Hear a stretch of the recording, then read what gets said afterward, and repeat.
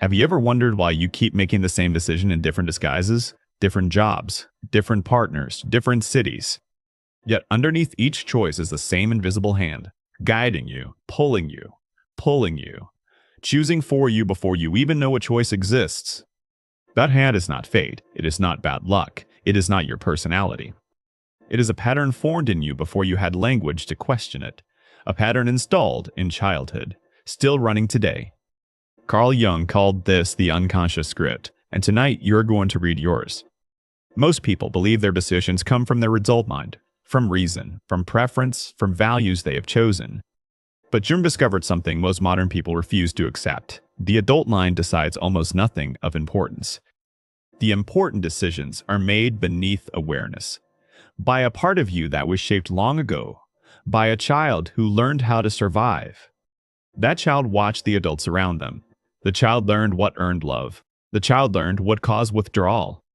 And the child built a strategy so effective at keeping you safe that it became invisible. It became you. The problem is not that you have this pattern. Every adult has one. The problem is that you do not know what yours is. So you keep enacting it. In relationships, in work, in money, in how you treat your own body.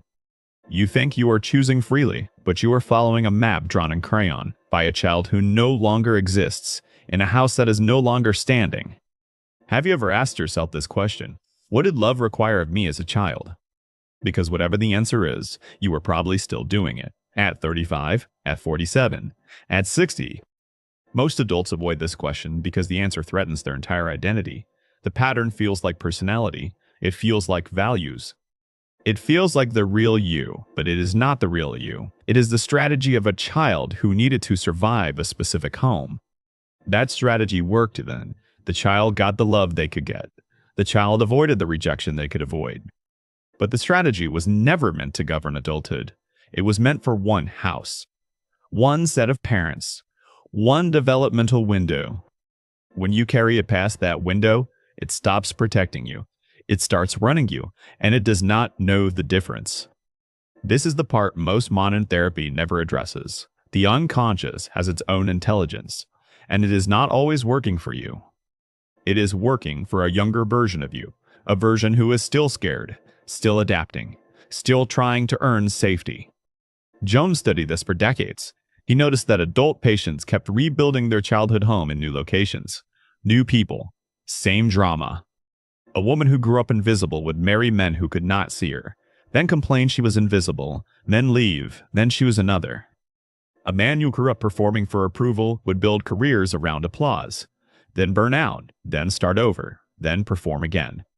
Jung saw the pattern clearly. We do not just remember childhood, we reenact it until we make it conscious. The unconscious has one rule. What is not made conscious will be lived as fate. You have heard this line before. But here tonight as a diagnosis. Whatever you have not faced from your early years is choosing your life right now. The relationships you enter, the opportunities you avoid, the fights you start, the dreams you abandon. All of it is being filtered through a child's strategy, a strategy you cannot see because you are inside it, like a fish inside water. Picture this. You walk into a new job. Within 3 months, you feel the same suffocation you felt in your last job, and the one before that? You blame the company, the boss, the industry, but the constant in every job has been you and the strategy inside you. This is not a flaw. This is the unconscious doing exactly what it was built to do. Recreate the familiar so it can finally be mastered. The unconscious is not trying to hurt you. It is trying to give you another chance. Another chance to face what you could not face as a child.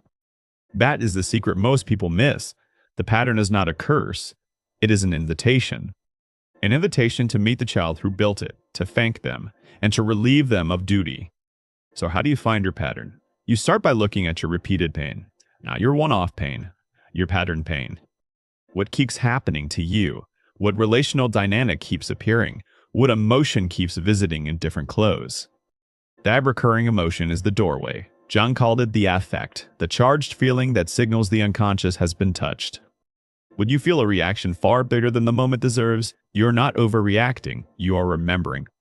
A part of you is remembering an earlier moment when this exact feeling first appeared. The current event is just the trigger. The original event is the source, and the source is almost always in the first 10 years of life. This is where Jung diverged from Freud. He did not want you to dissect your childhood endlessly. He wanted you to recognize its script. The script has 3 parts: what you learn to do to get love, what you learn to do to avoid harm, what you learn to hide. Those 3 lessons became your operating system. They run silently, every day, in every choice. If you learned that love required performance, you still perform. If you learned that safety required smallness, you still shrink. If you learned that closeness was dangerous, you still distance. If you learned that anger destroyed connection, you still swallow it. None of this is weakness. It is loyalty. Loyalty to the child you once were. Loyalty to what kept you alive. But loyalty to a survival strategy becomes betrayal of your adult self. You cannot serve both. You must choose. Stay with me here. This next part will explain something about yourself you have never been able to articulate. Most of your adult suffering is not caused by current events. It is caused by current events activating old strategies that no longer fit. A small rejection feels catastrophic because it touches the original rejection. A small mistake feels shameful because it touches the original shame. A small distance in a relationship feels like abandonment because it touches the original abandonment. The size of your reaction reveals the size of your wound.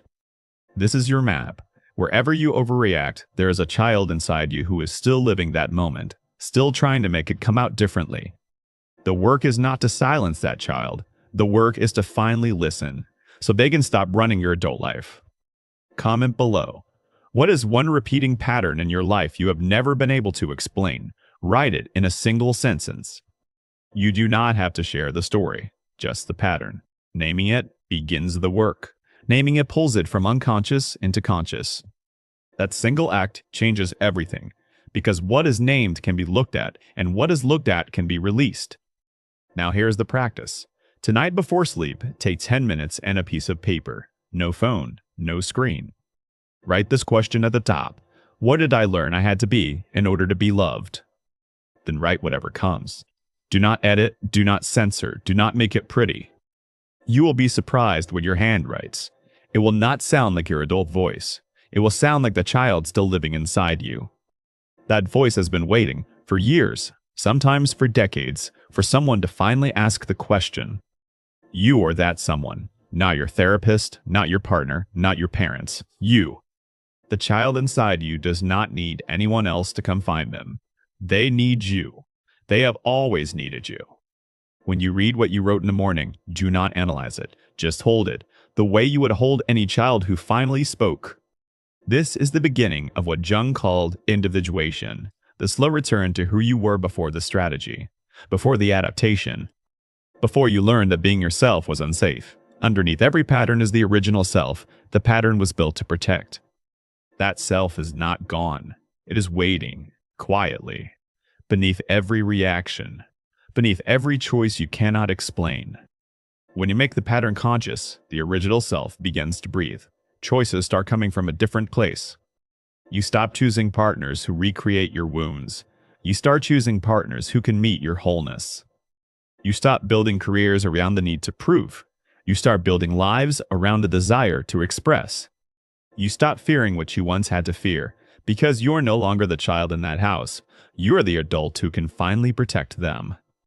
This is what Jung meant when he wrote that one does not become enlightened by imagining figures of light, but by making the darkness conscious.